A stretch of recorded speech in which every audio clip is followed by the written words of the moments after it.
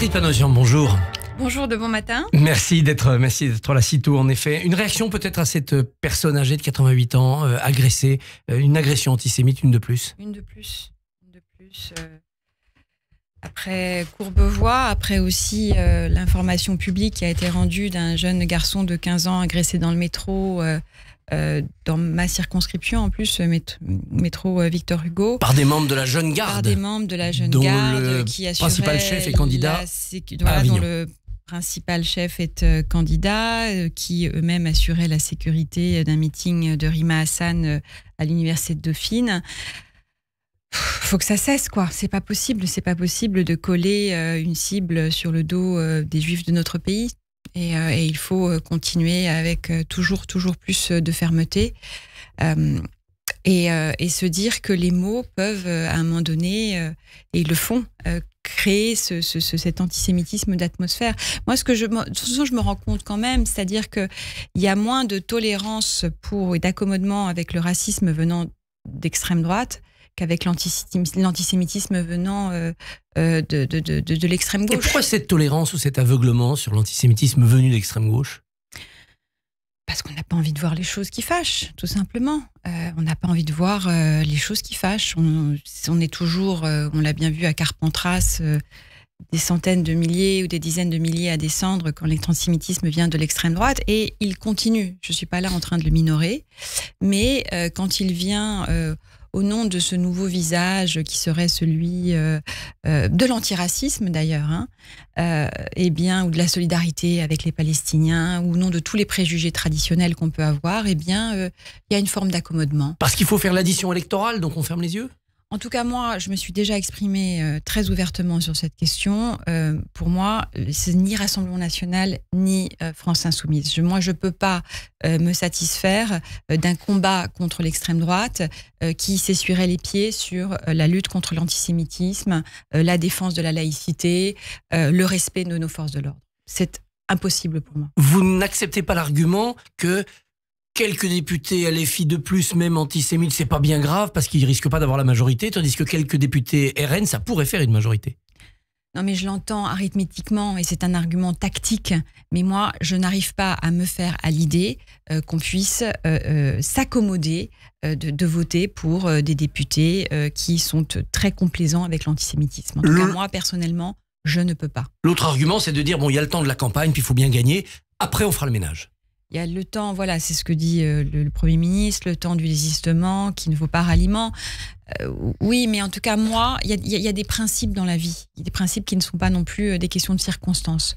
Moi, je fais une campagne, ni Rassemblement National, ni France Insoumise, et je suis la candidate qui garantit une totale étanchéité avec l'extrême droite et la France Insoumise, comme je l'ai fait depuis 2 ans à l'Assemblée nationale. Est-ce que cette étanchéité, rejeter les deux extrêmes, ça peut permettre au milieu de dégager un espace de travail en commun ?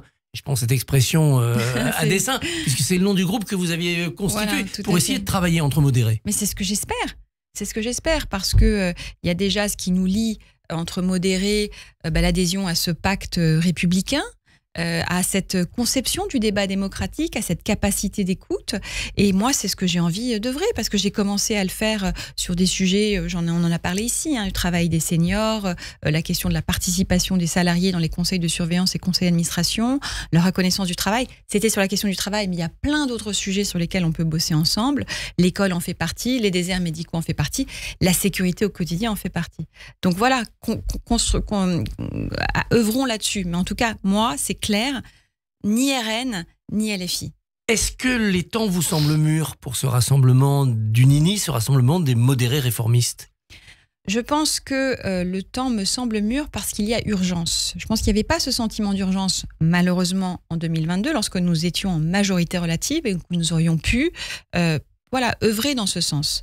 Je pense que là, il y a quand même le sentiment d'urgence, le vent du boulet, qui continue à souffler avec une France qui danse sur un volcan. On ne sait pas dans quel état nous nous réveillerons lundi matin. Et donc, il y a absolument une nécessité historique pour avoir les quelques priorités qu'il faut pour pouvoir ensemble dérouler sur les 3 prochaines années qui nous restent de ce mandat. C'est pour les 3 prochaines années ou c'est pour 1 an avant une prochaine dissolution? Je parle du mandat du mandat du quinquennat, pardon. Oui, bien sûr, mais tout le monde se dit l'Assemblée qui va sortir des urnes dimanche soir, elle a 1 an de vie. Parce qu'il n'y aura pas de majorité claire et dans 1 an on y retourne. Moi je me concentre sur cette campagne et je me concentre sur qu'est-ce qu'on peut proposer sur le temps utile de gouvernement qu'on a sur, encore une fois, le travail qui doit payer, l'école, la santé, la sécurité. Est-ce qu'on peut proposer autre chose que des arrangements un peu tièdes parce que les gens sont quand même de sensibilités différentes alors que le pays aurait besoin de réformes plus profondes? Ah mais moi ce ne sont pas des arrangements tièdes. Je ne pense pas. Je pense que sur l'école, par exemple, ce que le ministre Attal, en tant que ministre de l'Éducation, avait commencé à faire, qui consiste à dire transmission des savoirs fondamentaux, restauration de l'autorité de l'enseignant et amélioration des conditions matérielles des enseignants, ça, ce sont des mesures profondes sur lesquelles il faut mais tracer la route. Est-ce qu'elle passerait plus facilement si au gouvernement il y avait ce qu'on appelle des experts, des techniciens, des non-politiques, appuyés sur une majorité composite à l'Assemblée? Alors, je pense que quand même, là, pour l'avoir appris depuis 2 ans, la politique, c'est quand même un métier. C'est-à-dire que c'est pas simplement, il y a une incarnation, il y a la nécessité, c'est pas simplement de la technicité. Je pense que ça, c'est un point important. Mais encore une fois, moi, je rencontre des électeurs, et vous le voyez où sur vous, qui ne dorment plus la nuit.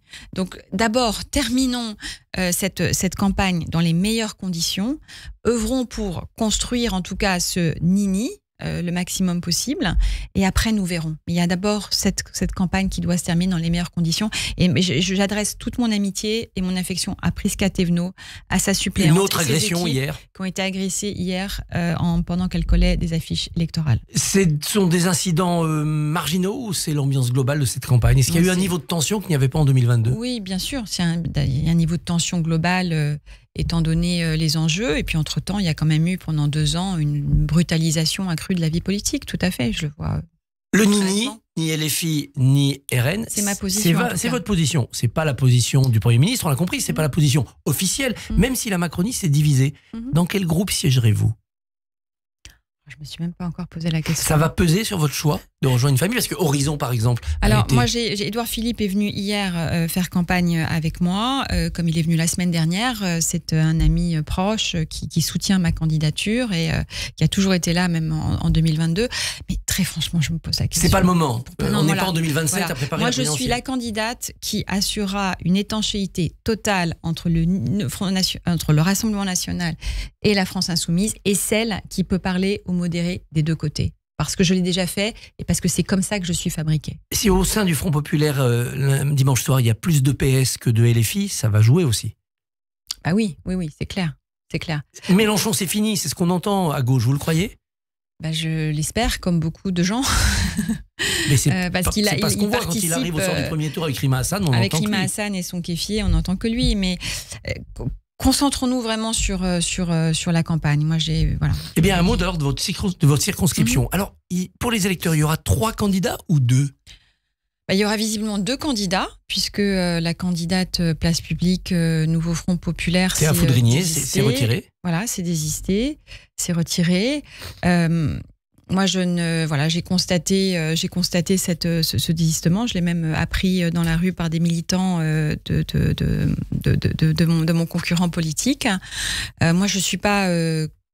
Voilà, c'est une décision qui lui appartient. Je suis pas comptable des décisions des autres. Moi, je continue à faire la campagne telle que vous me connaissez. Mais votre adversaire, donc le maire du 17e, Geoffroy Boulard, est-il de droite dure? Où est-ce que vous le placez idéologiquement maintenant?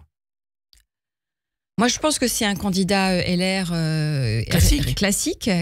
C'est vrai qu'il a eu à France Info la veille, et c'est peut-être la veille de la décision de désistement, des propos qui pouvaient sembler ambigus. Une indulgence. Je ne sais pas si c'est une maladresse ou une ambiguïté recherchée, je ne sais pas. Ça, c'est peut-être à lui de se justifier. Mais en tout cas, moi, j'ai du respect pour Geoffroy Boulard, je le dis ici, et je regrette vraiment que du fait de ce désistement, on me colle une étiquette de quelqu'un ayant pactisé avec l'Union des gauches, avec la France insoumise. Enfin, c'est comme si moi, de mes combats existentiels, je m'essuyais les pieds sur la lutte contre l'antisémitisme, la défense de la laïcité. Donc moi, je compte mener la campagne. Je suis rentrée en politique il y a 2 ans, ni pour salir, ni pour être salie de la sorte. Astrid Panossian, candidate ni RN ni LFI dans la 4e circonscription de Paris. Merci, bonne journée. Merci beaucoup Christophe, on vous retrouve tout à l'heure à partir de 7h45. Votre invité sera Maud Gattel, députée MoDem de Paris des 6e et 14e arrondissements. À tout à l'heure.